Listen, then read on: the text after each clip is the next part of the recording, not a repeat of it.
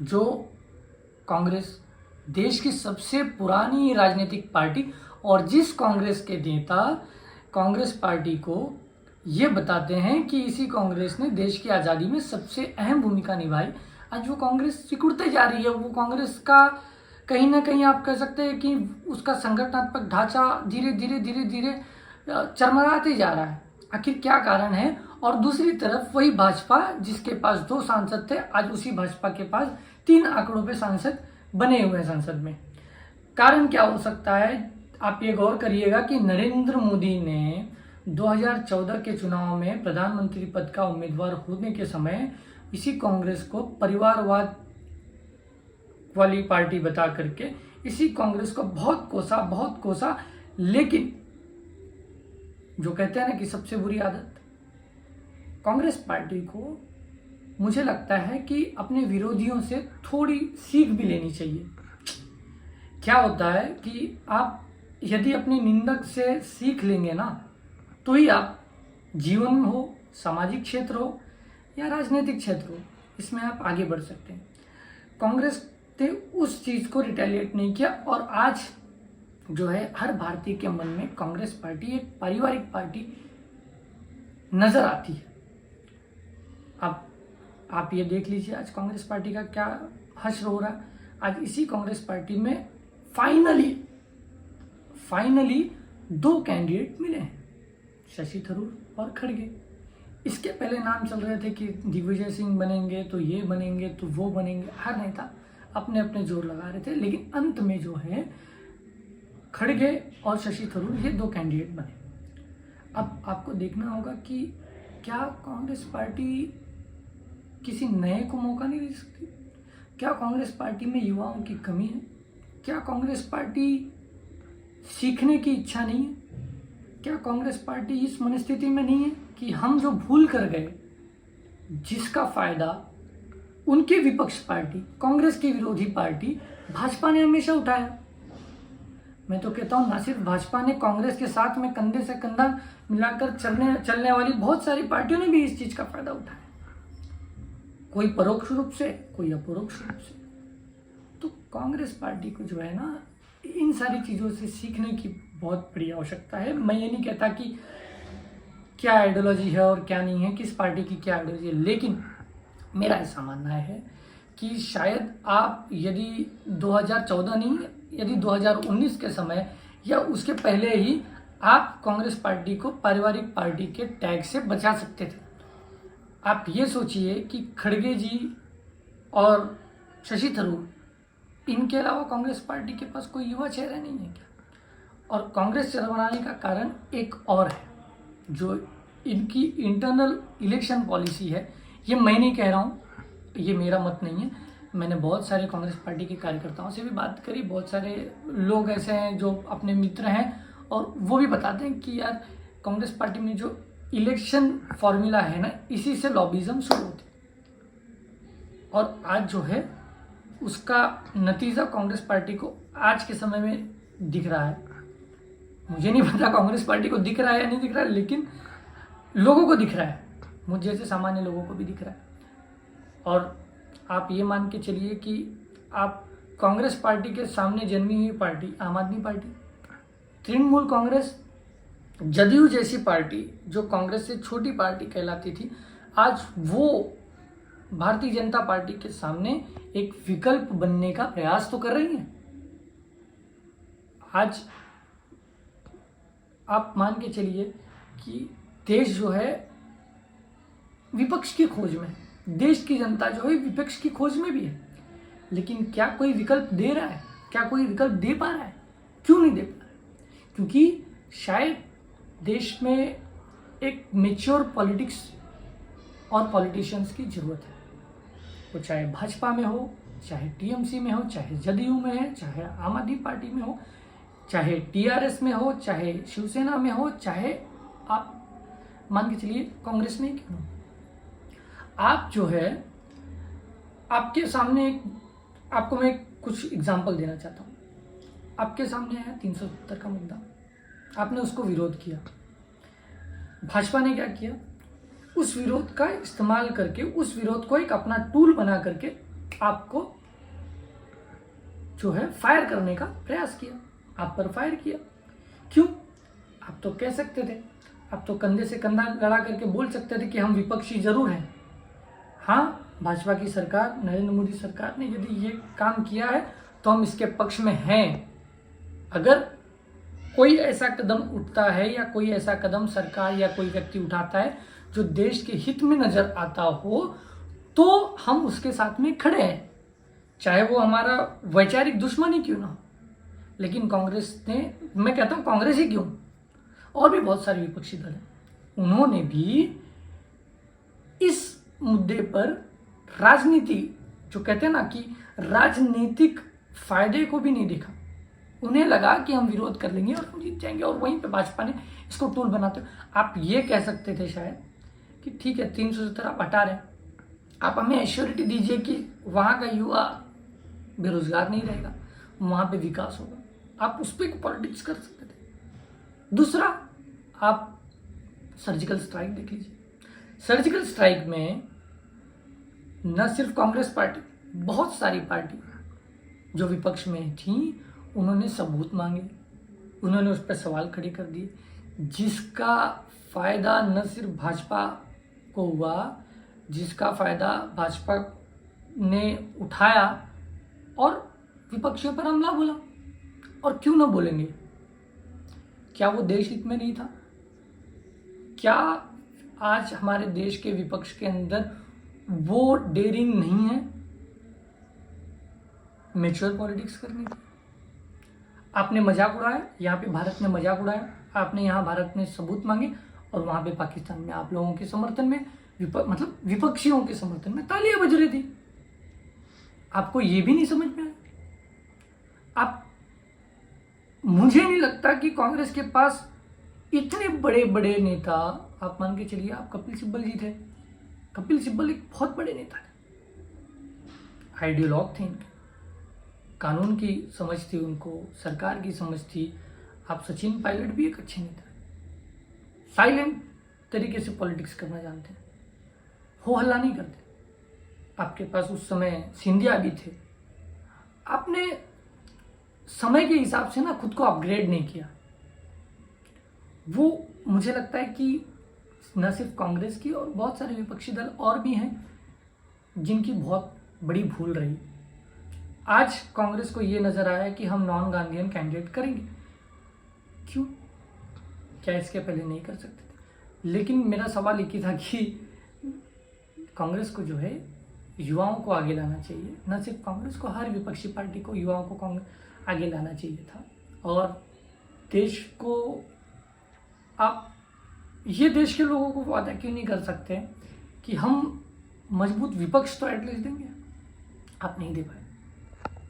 आपने अग्निपथ स्कीम को लेकर के भी पॉलिटिक्स करी, वो भी फेल हो गया। आप राम मंदिर को भी लेकर के आपने बहुत सारी चीजें करी। मुझे ऐसा लगता है कि जब राम मंदिर के विषय पर निर्णय आ गया और ये फैसला हो गया, तो मुझे लगता है कांग्रेस पार्टी को खुला दिल करके ये निर्णय का स्वागत करना चाहिए था, ना कि हर समय ये जो सबसे बड़ी आदत होती है ना कि हम एक ही विषय को पकड़ लेंगे और हम एक ही चीज करेंगे, यार यार इसने ऐसा किया, इसने ऐसा किया, इसने ऐसा किया है, इसने ऐसा किया, तो लोग समझ जाते हैं यार चलो यार छोड़ो, ये व्यक्ति को जो है सिर्फ टारगेट ही करना आता है, सिर्फ कोसना ही आता है। तो आप ये नहीं कर सकते। अब जो है ना, अब सब चीज़ें अपग्रेड हो गई हैं, अब लोगों को समझ में आती है। मुझे लगता है कि बहुत सारे विषय ऐसे हैं कि जिसमें कांग्रेस को सीखना चाहिए। मुझे लगता है कांग्रेस को उस मनस्थिति में आना चाहिए कि हम जो है, अगर किसी के पास अच्छी चीज़ें हैं तो उसको अडॉप्ट करेंगे, बुरी चीज़ें हैं तो उसको छोड़ देंगे। समय के हिसाब से हम खुद को अपग्रेड करेंगे, युवाओं को मौका देंगे। और मुझे ऐसा लग रहा है आने वाले समय में बहुत बड़ी लॉबिज्म कांग्रेस में हो सकती है। ये जो खतरे की घंटी नजर आ रही है कांग्रेस को लेकर, भारत जोड़ो यात्रा राहुल गांधी कर रहा हूँ, रिस्पॉन्स भी है और बहुत सारी चीज़ें हैं, और मुझे लगता है कि इसका फ़ायदा होगा कांग्रेस को, बिल्कुल होगा। लेकिन यही होता है ना कि आप कोई चीज़ करते हैं और उसकी कंटिन्यूटी कितनी बनी रहती है वो मैटर करता है। आप किसी चीज़ को पॉलिटिक्स में अगर इवेंट के तौर पे कर रहे हैं तो वो आपके काम नहीं आएगी। आप किसी चीज़ को पॉलिटिक्स में सिर्फ ध्यान आकर्षित करने के लिए कर रहे हैं, मात्र ध्यान आकर्षित। अगर ध्यान आकर्षित प्लस अवेयरनेस के तौर पे करें तो वो आपको फ़ायदा दे सकता है। जहाँ पे कांग्रेस को 10% फ़ायदा हो सकता है, वहाँ पे कांग्रेस को 10% नहीं होगा, उससे कम होगा अगर ये इवेंट के तौर पे कर रहे हैं। सोशल मीडिया पे चुनाव नहीं लड़े जाते। सोशल मीडिया पे आप लोगों को अवेयर कर सकते हैं, बता सकते हैं। आप सोशल मीडिया पे बता रहे हैं कि इतने लोग जुड़े हैं, उतने लोग जुड़े, वो लोगों को कोई मतलब नहीं होता। उनके लिए कंस्ट्रक्टिव क्या होता है कि आप विपक्ष के तौर पे किस भूमिका में हैं, क्या भूमिका निभा रहे हैं। तो मेरा कहने का मात्र अर्थ यही है कि शायद कांग्रेस को अब भी जागना चाहिए, और कांग्रेस को यदि कोई युवा चेहरा मिले तो मौका देना चाहिए, और मौका देते रहना चाहिए। न सिर्फ कांग्रेस को, हर पार्टी को देना चाहिए। अब राम जाने क्या कारण है और क्या नहीं कारण है, क्योंकि कांग्रेस पार्टी का पतन तो ये तो सच बात है, ये हर व्यक्ति मानेगा कि कांग्रेस पार्टी की पहचान ही परिवारवाद से हो गई।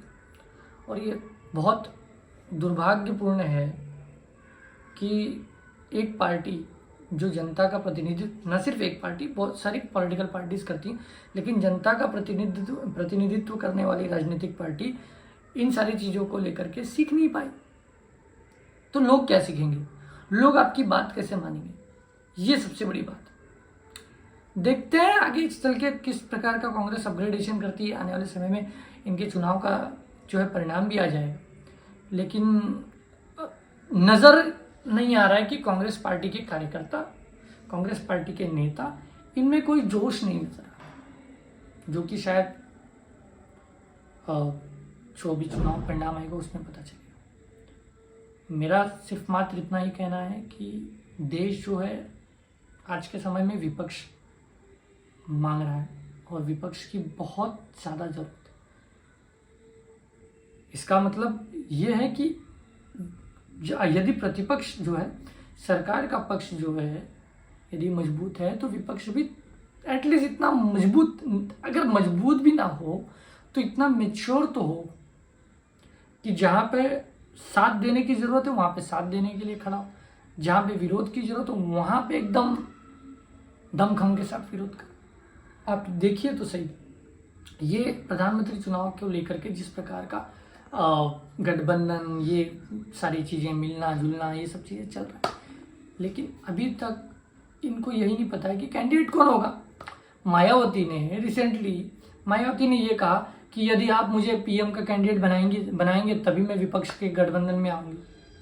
वहाँ पे आप ममता दीदी को देख लीजिए। ममता दीदी ने कहा तो नहीं है, लेकिन ममता दीदी के एक्टिविटी और उनकी जो एक्टिवनेस है उसके तौर पे नजर आ रहा है। टीआरएस को देख लीजिए, राष्ट्रीय पार्टी बनने जा रही है। सुनाई तो ये भी दे रहा है कि वो एक हेलीकॉप्टर लेने वाले हैं और उससे देश भर में प्रवास करेंगे, दौरा करेंगे।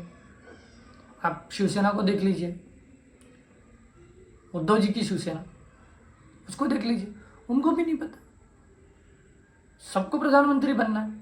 तो मुझे लगता है कि समरसता और समन्वय देश के विपक्ष, न सिर्फ विपक्ष, हर गठबंधन में, राजनीतिक गठबंधन में होने की आवश्यकता है। क्यों आवश्यकता है? आप एक दो चीज़ों से आप असहमत हो सकते हैं, लेकिन जो आपका फाइनल कंक्लूड है, वो जो आपका फाइनल मिशन हो सकता है, चाहे वो किसी भी पार्टी के गठबंधन हो, चाहे वो यूपीए हो या एनडीए हो। एनडीए की ट्यूनिंग आप देख लीजिए और यूपीए की ट्यूनिंग दीजिए। अब तो मुझे लगता है यूपीए में कुछ ही लोग बचे, लेकिन आप इनकी ट्यूनिंग देख लीजिए ना, कौन खड़ा है। एनडीए की ट्यूनिंग किस प्रकार की है, एनडीए का काम करने का एटीट्यूड किस तरीके का है, यूपीए का क्यों नहीं है। सरकार बनती है तो यूपीए में मेन स्ट्रीम में तो कांग्रेस है। कांग्रेस की ये जिम्मेदारी शायद होनी चाहिए कि जो यूपीए के घटक दल थे या अब बचे हुए हैं, उनके साथ समन्वय करके आगे बढ़े। इसका खामियाजा भविष्य में होगा और नज़र आ रहा है।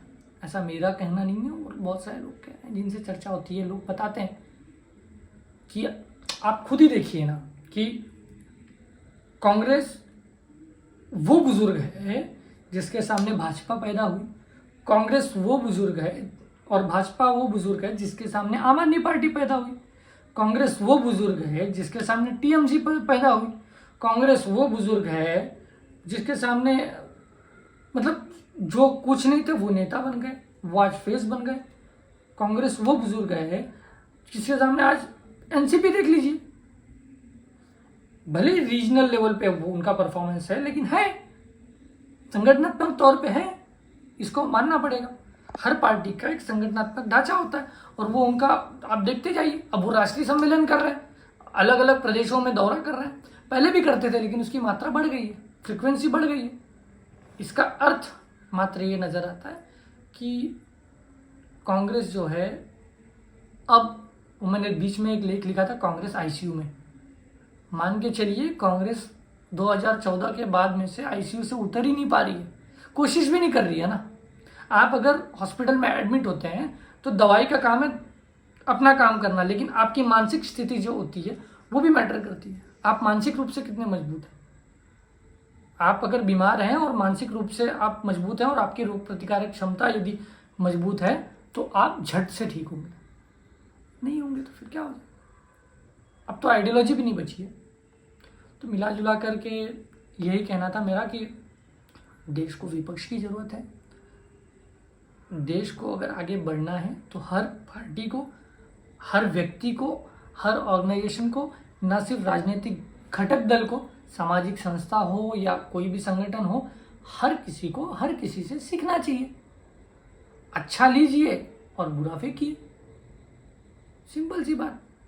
तो एक प्रयास था आप लोगों के बीच में कुछ विषय रखने का। आपको पसंद आया होगा तो ज़रूर लाइक करिएगा, शेयर करिएगा। अपने मत जो हैं उसको आप कमेंट के द्वारा व्यक्त कर सकते हैं और जुड़े रहेंगे।